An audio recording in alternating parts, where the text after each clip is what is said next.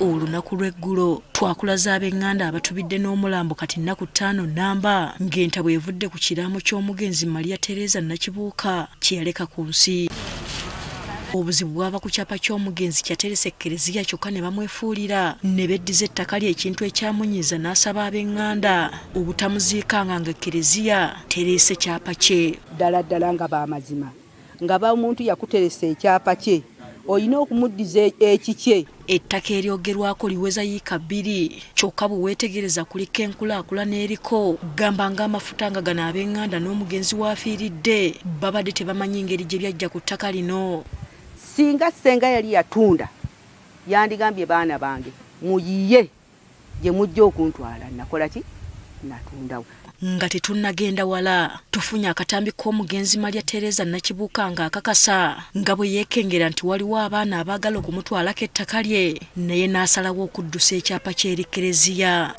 Sikijjangayo kiri Lubaga nakiteresa nga kyalisange bubi bannange n'ebintu byonna kyalisi mu nnyumba ya bitunda. Tetwagadde kugenda na bigambo by'omugenzi oba ab'eŋŋanda tugenze butereevu e Lubaga ne tusisinkana abatwala akakiiko k'essaza ly'e Kampala ak'eby'ettaka okunnyonnyoka ebisinga ku bino. Tutuukidde ku Father Mark Richard Ssajjabbi akulira akakiiko kano n'atutegeeza nga Nakibuuka bwe yabawa ettaka lino ng'ekirabo nti n'obuwandiike weebuli. Omukyalo oyo nga munajje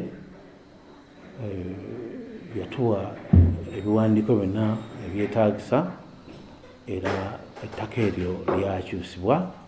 Kye nawuliddeko nti ettaka lyabijja ekyamazima ekyo nkiwulidde amaze kufa amadde nkimanyi nti waliwo abaaziikibwawo era nabalabako kuba nagendayo. Wabula agamba nti baafuna obutakkaanya bwe baawulira nti ettaka lyali abawadde ate yali yatundako ekitundu. Twalumwa nti ate kye batuwadde bakitoddeko era waaliwo okubaganya ebirowoozo ndi naye atuba baatu n'okutuusa mukutuuka ate lwaki tuzaayo naye baga nti olwokuba baatuwa ate nga eyatunda yeyatuwa kibanga bagamba nti ziri ssente azizeeyo tugano. Naye omukadde ye nga mulamu abadde abagamba kyere nti nga ndaba ettaka lyange litundibwako era we wamutanula okwebuuza oba ekyapa kye kikyali bukolokolo ng'atandise okulaba nga litundibwa. Father Mark agamba bwe baayagala okukozesa ettaka eryabaweebwa ate ab'ekika ky'omugenzi ne babalemesa awo endooli tuwe zaatandikira. Kubanga bannajje baali basabye nga baagala kutandika kukozesa kifo ekyo era ndoza balina ekirowoozo nti bamuzimbire awalala ye bwe bakozeseewo naye famire teyasanyuka ate netukisamu ekitiibwa. Wabula Father agamba nga banazzaayo ettaka balina okwebuuza ku bannajje abaakwasibwa ettaka lino. Naye bwe mba nkutegedde bulungi ogamba nti Ssaabasumba agamba nti amulizeeyo naye ate Ssaabasumba sigwe baawa is only a custodian akuuma bukuumi kakiri eri bali okumuwandiikira bamugambe nti tebe ekirabo kyaffe kye baatwa kyotuterekedde gwe nga trustee nga custodian tukusaba okizzeeyo.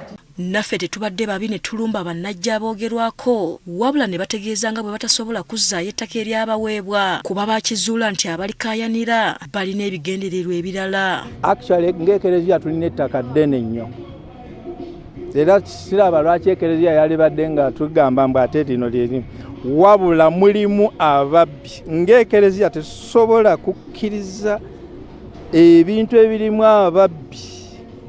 Nze sigenda nsomesa legamba nti mboneredde nnyo. Bategeezezza nti okuzzaayo ettaka nabo balina kwebuuza ku bakulu ababasingako.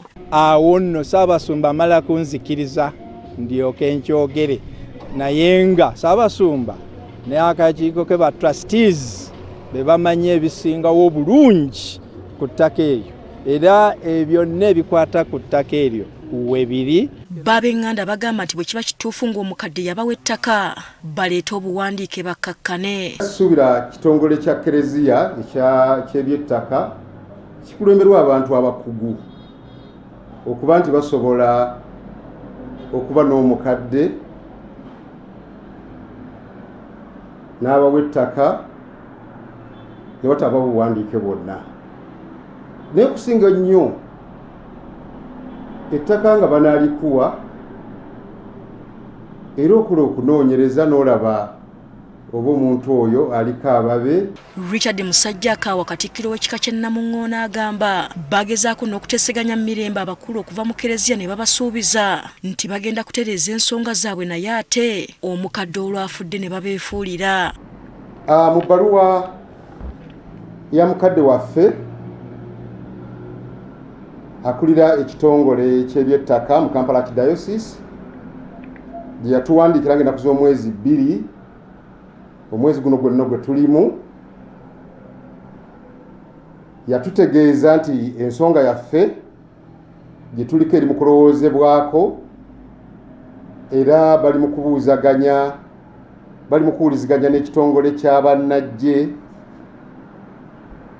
eky'Ekereziya abagambibwa okuweebwa ettaka lino balabe nga nabo tebaliimu nkenyera kuzaayo ttaka lino. Ekereziya ekalambidde ng'ettaka bwe lyabaweebwa kyokka n'ab'eŋŋanda bakalambidde nga bwe batajja kuziika singa tebaddizibwa kyapa kyabwe. Ebyokuziika bikyayimiridde era tugenda kuba n'olukiiko olunene olw'ekika kyonna. Tuli mu kubonaabonera wano, tuli mu kubeera nga buli oyo ekivundu kitutte enswera tusaggansagge. Twala byonna bye nnina, twala omutima gugwo, twala.